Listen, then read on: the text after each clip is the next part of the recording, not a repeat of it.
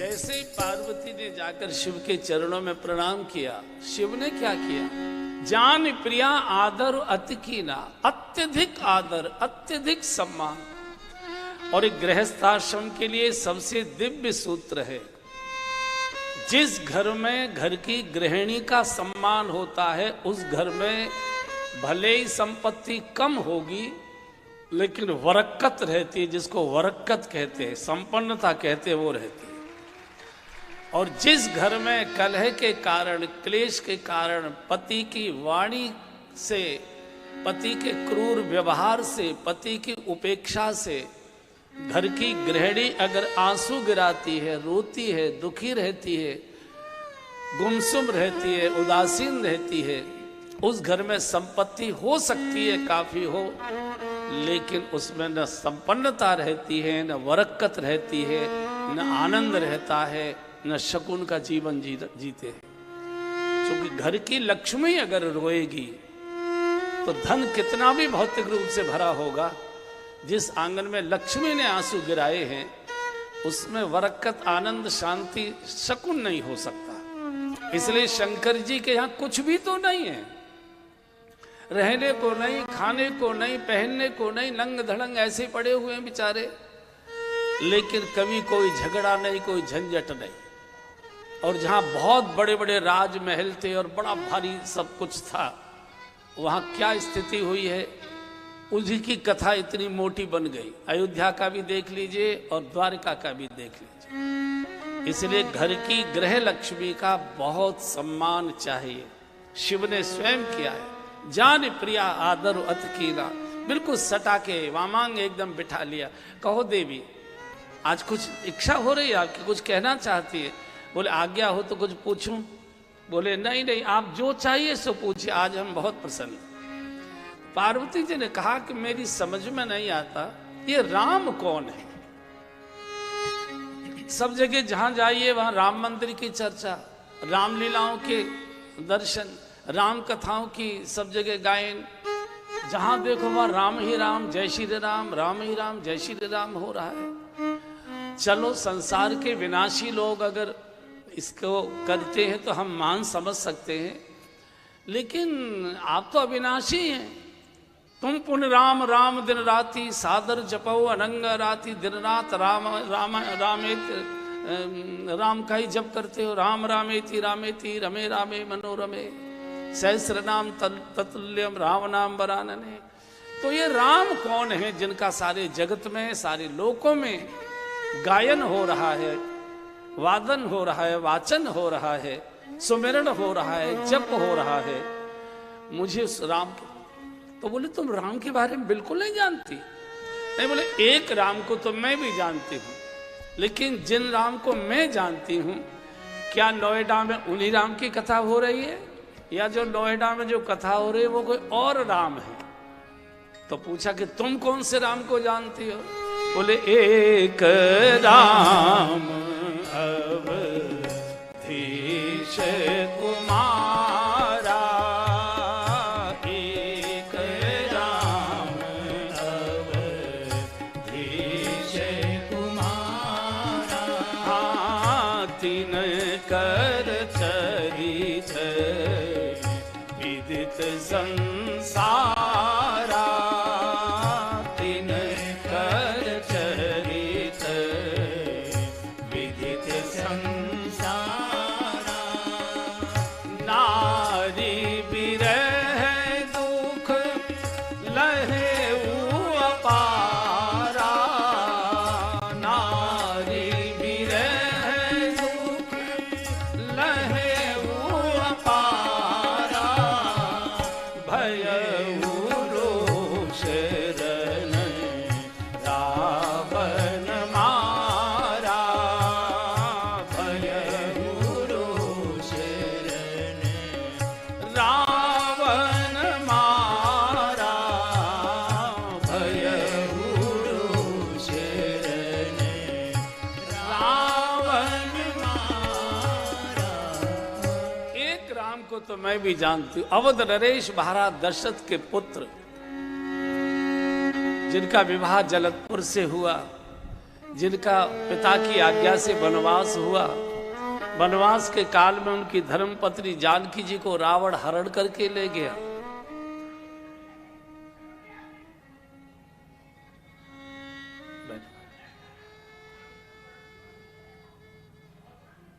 अरे बैठने दीजिए ना, बैठने दीजिए, आप बैठिए। अरे आप अलग बैठिए, उनको बैठने दीजिए, आराम से बैठे, कथा सुनने दीजिए। आप अलग बैठिए, अपना बैठिए, बहुत व्यवस्थाओं के उसमें मत रहिए, जिसको जहां जगह मिले आराम से बैठ जाए। तो रावण की चर्चा चल रही थी, तो रोष में आकर राम ने रावण के संपूर्ण परिवार का विनाश किया।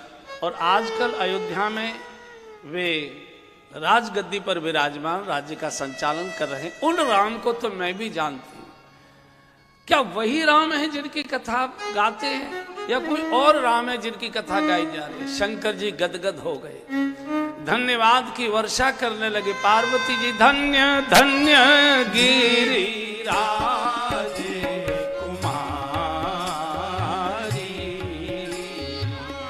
धन्य धन्य गिरिराज कुमारी,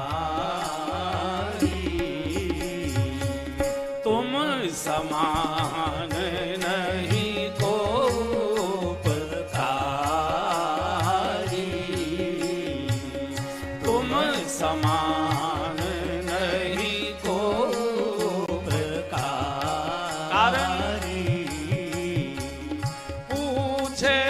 रघुपति कथा प्रसंगा, पूछे रघुपति कथा प्रसंगा, सकल लोक जग पावनी गंगा, सकल लोक जग पावनी गंगा। पार्वती जी आप धन्य हैं, आप धन्य धन्य धन्य गिरिराज कुमारी। दक्ष कुमारी के रूप में तो आपने कथा सुनी नहीं थी। बुद्धिमान बाप की बेटी के रूप में अहंकार कथा सुनने नहीं देता है। पत्थर यानी स्थिर चित्त जब होता है मनुष्य, तभी कथा में बैठ पाता है। धन्य धन्य गिरिराज कुमारी, तुम समान नहीं को उपकारी। कारण पूछे रघुपति कथा प्रसंगा, समस्त लोगों को पावन करने वाली राम कथा की एक नवीन गंगा प्रकट कर तुमने देवी जगत के ऊपर बहुत बड़ा उपकार कर दिया। भगीरथ की गंगा तो केवल कुछ ही प्रदेशों को पवित्र कर पाती है। उत्तराखंड के कुछ क्षेत्र को पवित्र कर पाती है, उत्तर प्रदेश के कुछ क्षेत्र को पवित्र कर पाती है, थोड़ा सा बिहार के कुछ क्षेत्र को पवित्र कर पाती है, थोड़ा सा बंगाल के प्रदेश को थोड़ा सा पवित्र कर पाती है और सागर में समाहित हो जाती है। लेकिन तुमने आज श्री राम कथा की नवीन गंगा को प्रकट कर जगत को अनंत काल तक पावन होने का अवसर प्रदान कर दिया। और देवी दोनों में बहुत बड़ा अंतर है। भगीरथ की गंगा पर तो पाप धोने के लिए व्यक्ति को नोएडा से चलकर हरिद्वार जाना पड़ता है, लेकिन राम कथा की गंगा तो स्वयं चलकर नोएडा आती है। लगाओ गोता जिसको लगाना है, धो पाप जिसको धोना है, करो आचमन जिनको कर रहा। सकल लोक जग पावन गंगा, समस्त लोकों को पावन करने वाली एक नवीन गंगा तुमने प्रकट की। शंकर जी से कोई राम कथा की चर्चा करता है, कथा सुनने की इच्छा करता, शंकर जी बहुत गदगद हो जाते।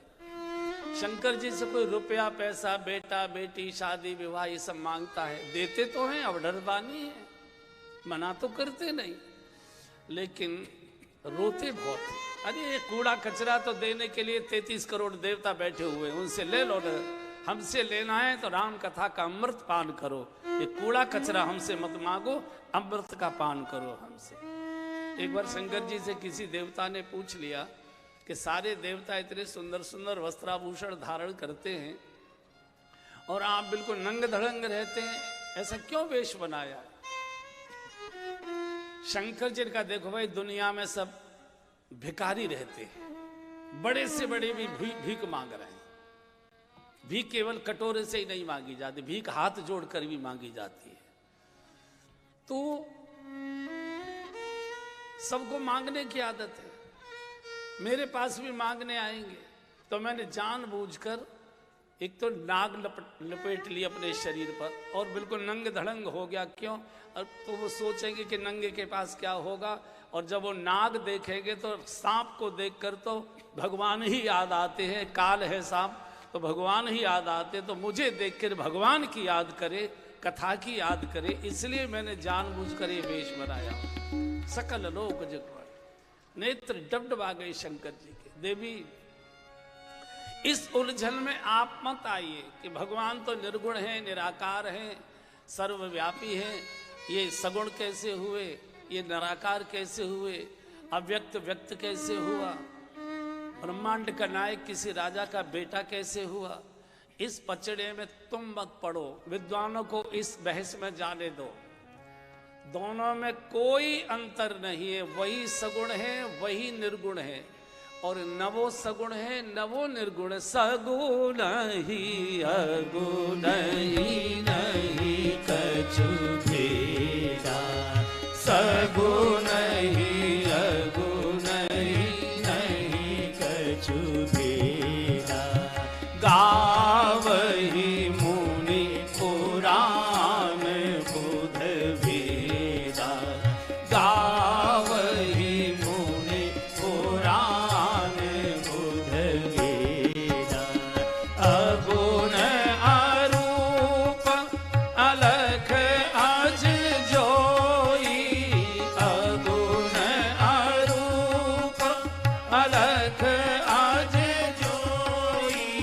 भगत प्रेम वश सगुण सोई, भगत प्रेम वश सगुण सोई। आजी सगुण ही अगुण ही नहीं कछु भेदा, सगुण ही अगुण ही नहीं कछु भेदा। दोनों में कोई भेद नहीं। भारतवर्ष में इतना शास्त्रार्थ इस विषय पर होता है, निर्गुण है कि सगुण है, सगुण है कि निर्गुण है। मिस्त्री की बनाई हुई पत्थर की मूर्ति भगवान कैसे हो सकती है? जो चलता नहीं, बोलता नहीं, खाता नहीं, उसके सामने भोग रखने की जरूरत क्या है? ऐसे बहुत शास्त्रार्थ महारथी आपको भारतवर्ष में वर्षों से घूमते, सैकड़ों वर्ष हो गए, लेकिन इसका निर्णय नहीं हुआ है। इस बहस में भक्तों को नहीं पढ़ना चाहिए। शिव कह रहे हैं सगुणय अगुणय नहीं कछु भेदा, नवो सगुण है, नवो निर्गुण है, और वही सगुण है, वही निर्गुण। जब अपने गुणों को प्रकट कर देता है तो सगुण साकार हो जाता है, और अपने गुणों को छुपा लेता है तो निर्गुण निराकार हो जाया करता है। वो एक ही, दोनों में कोई अंतर नहीं। इसलिए इस बहस में पढ़ने की आवश्यकता नहीं। कई लोग बगल में पुस्तकें, ग्रंथ लेकर पहले हमसे शास्त्रार्थ करिए, ऐसे लोगों से बिल्कुल भी बात मत करिए। हाथ जोड़ लीजिए, प्रणाम करके रास्ता बदल दीजिए, इनको समझाने की कोशिश मत करिए। मुझे तो ऐसा अनुभव में आया है कि जिनसे भजन नहीं होता वो दूसरे भजन करने वाले को देखकर कुनकुनाने लगते हैं, इसलिए उनका भी भजन कैसे छूटे। हम तो डूबे हैं सनम, तुमको भी ले डूबेंगे हम, छोड़ दो। ऐसे लोगों से बहस मत करिए, ये आपसे कोई ज्ञान लेने नहीं आए हैं, आप जो कर रहे हैं उसको छुड़ाने आए हैं। इनसे तो होता नहीं। घर में कोई दो कौड़ी की इज्जत नहीं है, कोई घर में बात करने को तैयार नहीं है, चलो हमारे साथ शास्त्रार्थ करो, जो कहे सो। ये चीटी चुगाने से क्या फायदा होता है? ये सूरज को अर्घ देने से क्या होता है? ये तुलसी पूजा करने से क्या होता है? ये पत्थर की मूर्ति को ढिला, कुछ नहीं होता, हमको अच्छा लगता है, तू मत कर। कौन कह रहा है कि तू कर? हमको अच्छा लगता है, बात खत्म हो गई। तो ऐसे बहुत प्रकार के लोग हैं जो भजन करने वालों से कुड़मुड़ाते रहते हैं। रास्ता बदल दीजिए। ऐसे कोई सज्जन मिल भी जाए, रास्ता बदल दीजिए, झूठ बोल दीजिए, जरा दवाई लेने जा रहा हूं जल्दी, फिर आपसे किसी दिन बात करेंगे, इसी समय नहीं है। अन्य किसी की श्रद्धा को डगमगाना इससे बड़ा कोई और अपराध होता नहीं है। भगवान श्रद्धा के विषय, विश्वास के विषय, विश्वास हो फलदायक। विश्वास के कारण से पत्थर बोले हैं, हमसे पड़ोसी नहीं बोलता है तर्क के कारण से। मीरा का पत्थर बोला है, मीरा का सांप बोला है, मीरा का जहर बोला है। हमसे हमारे घर वाले नहीं बोल रहे। क्यों? हम केवल बुद्धि से जीते। भगवान बुद्धि के विषय ने मन समेत जही जानन बानी, तर्किन सके सकल अनुमानी।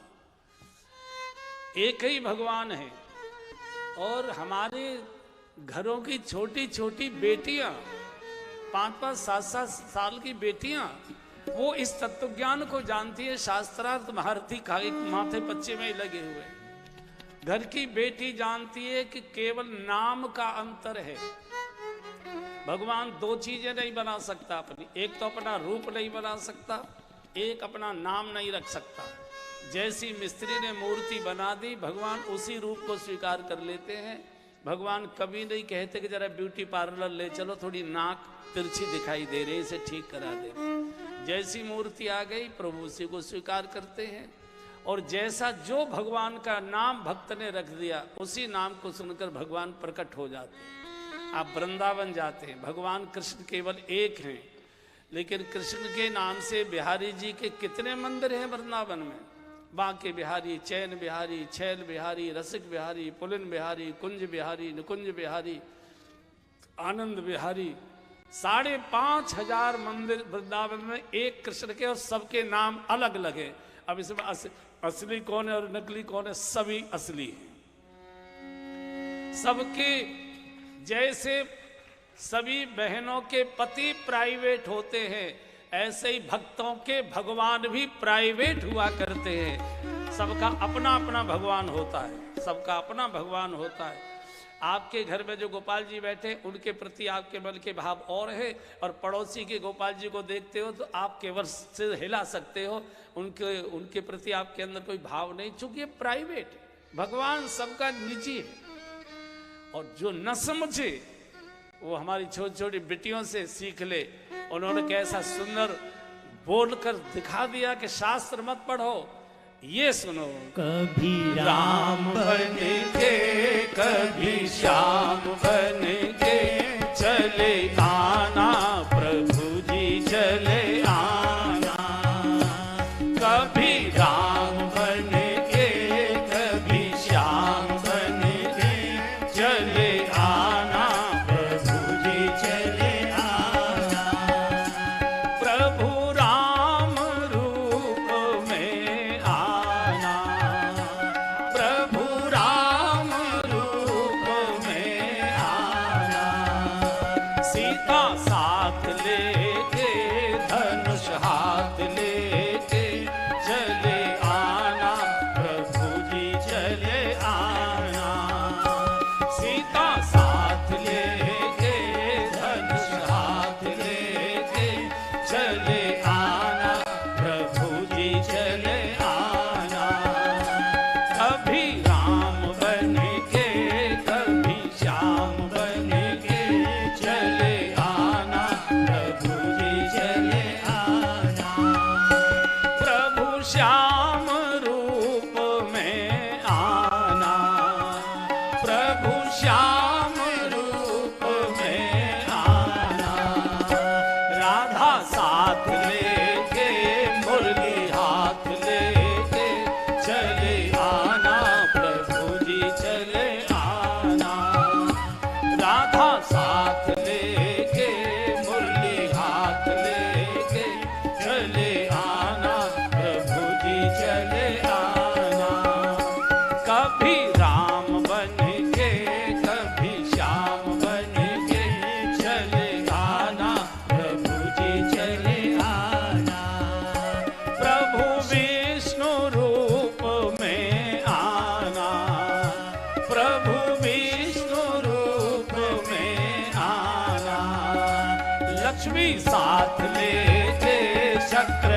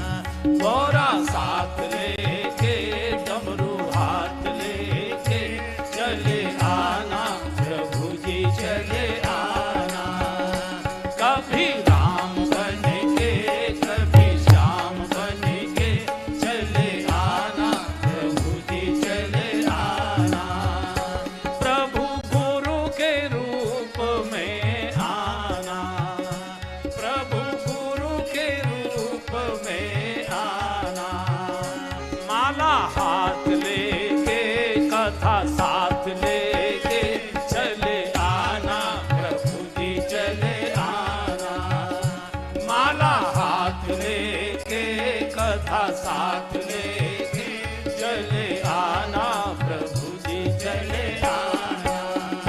कभी राम बनेंगे कभी श्याम बनेंगे चले आना प्रभु जी चले आना। चले आना प्रभु जी चले आना।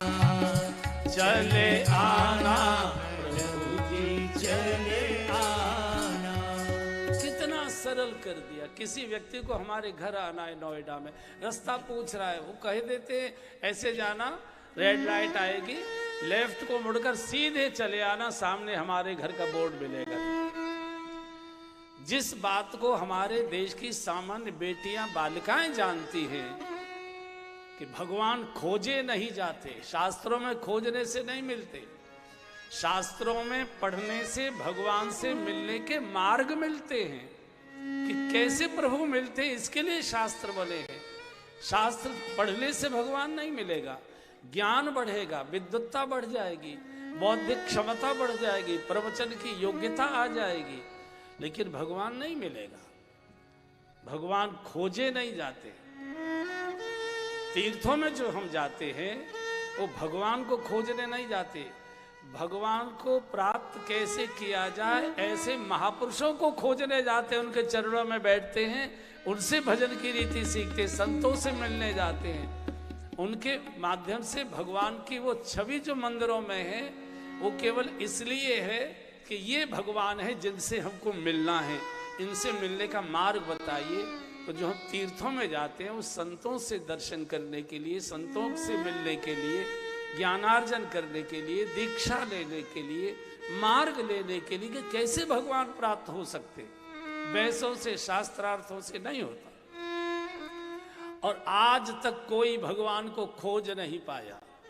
भगवान खोजने से नहीं मिलते, भगवान पुकारे जाते, भगवान खोजे नहीं जाते। भरे हुए हृदय से, रुधे हुए कंठ से, डबडबाती आंखों से, कपकपाते होठों से, दर्दीली आवाज से पुकारे जाते हैं। जैसे छोटा बच्चा है, मक्खी लग रही है, उसे ठंड लग रही है या उसको धूप लग रही है, और 1.5-2 महीने का बालक है, न उठ सकता है, न बैठ सकता है, न माँ को बुला सकता है, तो क्या करता है, बालक जोर जोर से रोने लगता है, माँ माँ माँ माँ। आटा भी मल रही होगी, इस आटे का सना हाथ लेकर दौड़ेगी, बालक को उठाएगी, छाती से लगाएगी, दूध मुंह में दूध दे देगी, बालक शांत हो जाए। तो बालक को इतना ज्ञान देकर भगवान भेजता है कि तू तो बैठ भी नहीं पाएगा, चल भी नहीं पाएगा, तो तू क्या करेगा, तो तू जहां है वहीं से माँ को पुकार, वहीं से दौड़कर आ जाएंगे। राधे राधे रटो, भगवान पुकारे जाते, खोजे नहीं जाते। जिसको भी मिले पुकारा है। हमारे आचार्यों ने गीत लिखा, एक बार गा लीजिए। नाना भक्ति नचायो भक्तन ने मोहि, नाना भगवान कह रहे हैं नचायो भक्तन ने मोहि, नाना अरे लोक लाज तजी नहीं काज, मैंने लोक लाज नहीं काज, मैंने बैकुंठ बिसरायो रायो, नाना भांति नचायो भक्तन ने मोहि, नाना गज ने पुकारो मैंने गरुड़ बिसारो, हाँ जी गज ने पुकारो मैंने गरुड़ बिसारो, और ग्राहक पछारो सुनि प्रेम की पुकार, ग्राहक पछारो सुनि प्रेम की पुकार। द्रौपदी पुकारी सुधि लीजे बनवारी, मोहि द्रौपदी पुकारी सुधि लीजे बनवारी, मोहि आस है तिहारी कहो जाऊं काके द्वार, मोहि आस है तिहारी कहो जाऊं काके द्वार। सुनी टेर नहीं करी देर मैंने, सुनी टेर नहीं करी देर मैंने, तुरत ही चीर बढ़ायो बढ़ायो नाना तीन चायो भक्तन ने मोहे नाना। अरे लोक लाज तजी नहीं काज मैंने लोक लाज तजी नहीं काज मैंने बैकुंठ बिसरायो रायो नाना तीन चायो भक्तन ने मोहे नाना। नरसी भगत हित सावरिया सेठ बन नरसी भगत हित सावरिया सेठ मैंने भात पहरायो लाज राखी जन की मैंने भात पहरायो लाज राखी जन की ओ मैंने भात पहरायो लाज राखी जन की मैंने भात पहरायो लाज राखी जन की। प्रहलाद ने पुकारो नरसिंह रूप धारो प्रहलाद ने पुकारो नरसिंह रूप धारो हिरणाकस मारो सुधि भूली तन की हिरणाकस मारो सुधि भूली तन की। दुर्योधन की मेवा त्यागी दुर्योधन की मेवा त्यागी मैंने साग बिदुर घर खायो खायो नाना तीन चायो भक्तन ने मोहे नाना। अरे लोक लाज तजी नहीं काज मैंने लोग भगवान कह रहे हैं तजी नहीं काज मैंने बैकुंठ बिसरायो रायो नाना तीन चायो भक्तन ने मोहे नाना। ये कभी नहीं कह रहा कोई लेखक नहीं कह रहा साक्षात भगवान कह रहे द्वारकानाथ कह रहे हैं। इन भक्तों ने मुझे कितना कितना नचाया कितना दौड़ाया है। द्रौपदी की भरी सभा में पांडव जुए में द्रौपदी को भी हार गए थे। अवसर मिल गया जब द्रौपदी को हार गए सिर झुकाकर बैठ गए तो दुशासन जाता है द्रौपदी को केश पकड़कर खींचकर। उस समय द्रौपदी एक अंग वस्त्र में थी रजस्वलावस्था में थी एक वस्त्र पहने हुए थी तो खींचकर केश पकड़कर खींचने लगा फिर साड़ी पकड़कर खींचने लगा ऐसे रोके हुए दरबार में उसको खींचते खींचते सब बैठे हुए थे। भीष्म पितामह बैठे हुए थे द्रोणाचार्य बैठे हुए थे कृपाचार्य बैठे हुए थे गांधारी बैठी हुई थी धृतराष्ट्र बैठे हुए थे सब महारथी बैठे हुए थे। पिताजी बचाओ गुरुदेव बचाओ दादाजी बचाओ मां बचाओ पिताजी बचाओ चीख रही है। और पांचों पांडव सिर झुकाए मुंह फेर कर बैठे हैं। अर्जुन जैसा धनुधारी भीम जैसा बलवान जो जुआ खेले थे पाप किया था अपराध किया था आचरण से हीन हुए थे सिर तो झुकाना ही पड़ेगा।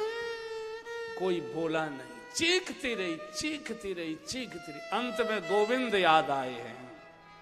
सुनेरी मैंने निर्बल के बलराम द्रौपदी हरि सौंटे कही द्रौपदी हरि सौंटे कही द्रौपदी भीष्म द्रोण द्रोण दुशासन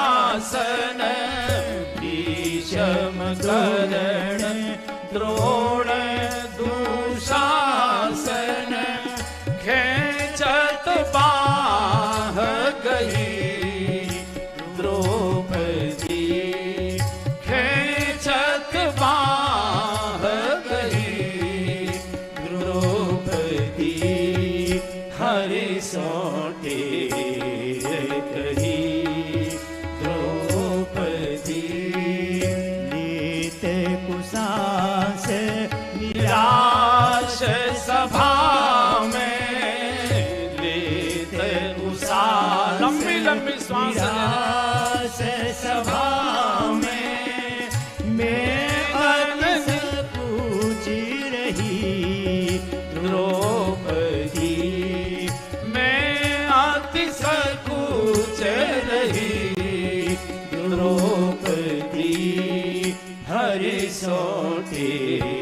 रे कही द्रौपदी पांचों बंधु पीठ बैठाड़े, पांचों बंधु पीठ बैठाड़े नैनन नीर बही द्रौपदी नैनन नीर बही द्रौपदी हरि सोटे रे कही द्रौपदी।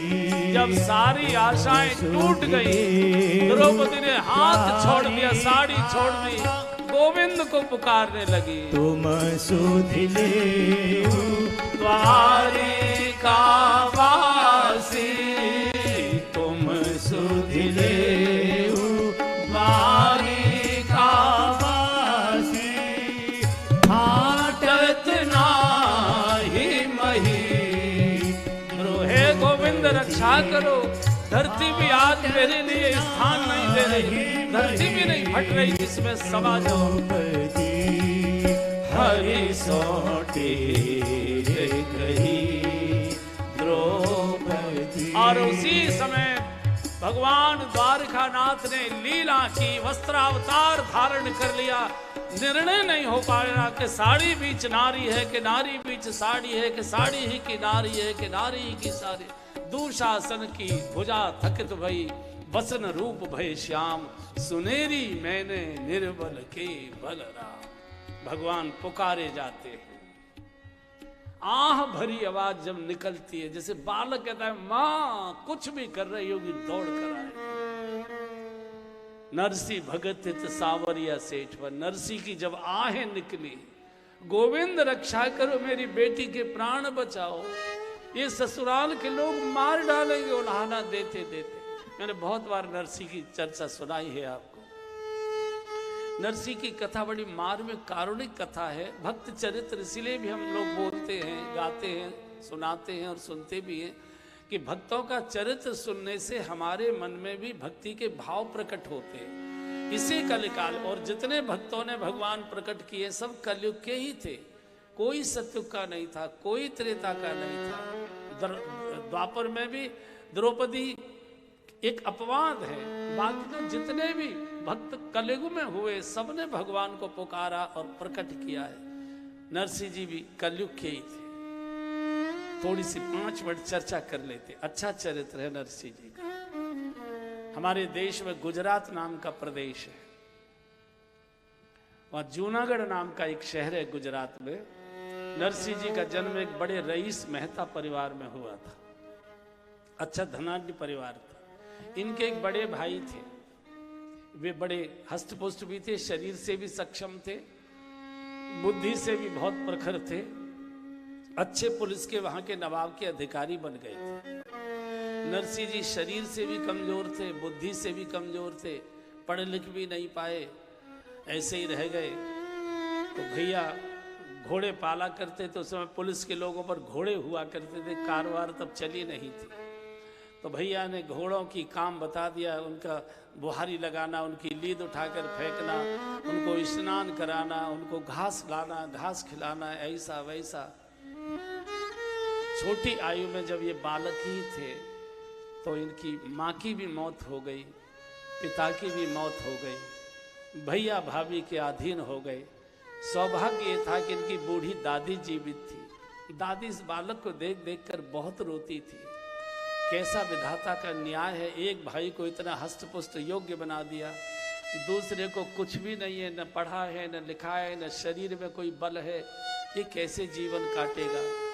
धनाढ्य परिवार था, तो बड़े भाई की तो शादी बहुत अच्छी हो चुकी थी। दादी ने नरसिंह जी की भी शादी कर दी। कई बार धन के लोभ में भी अपनी बिटिया को लोग दे देते हैं। उस समय छोटी आयु में भी शादी होने की प्रथा थी। शादी हो गई, नरसिंह जी आनंद से रहने लगे, भैया भाभी की आज्ञा का पालन करने लगे। संयोग ऐसा हुआ कि कुछ दिनों के बाद दादी की भी मौत हो गई। नरसिंह जी बस पत्नी बच्चे और एक बिटिया पैदा हुई, बड़ी लाड़ प्यार से पाली गई, रामा इसका नाम रखा गया। बड़ी दुलारी सारे परिवार की। बेटी वैसे भी बहुत प्यारी दुलारी हुआ करती है। पिता के मूड को बेटा बिगाड़ता है और बेटी सुधार देती है, उसको खिलखिला देती है, प्रसन्न कर देती है। बेटी में ताकत हुआ करती है।